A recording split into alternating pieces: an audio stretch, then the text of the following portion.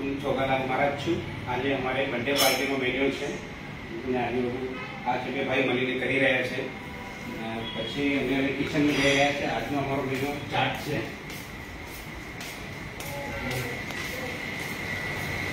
આ બધી ચટણીઓ છે,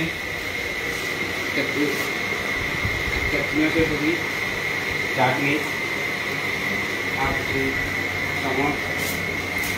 રગડા ભટુરાના છે, આ સમોસા છે, આ છોલેના ચાટના સમોસા છે. આ ભાઈ ભરતભાઈ તળી રહ્યા છે. આજે અમે ભાઈ સાથે કરી રહ્યા છે કામ.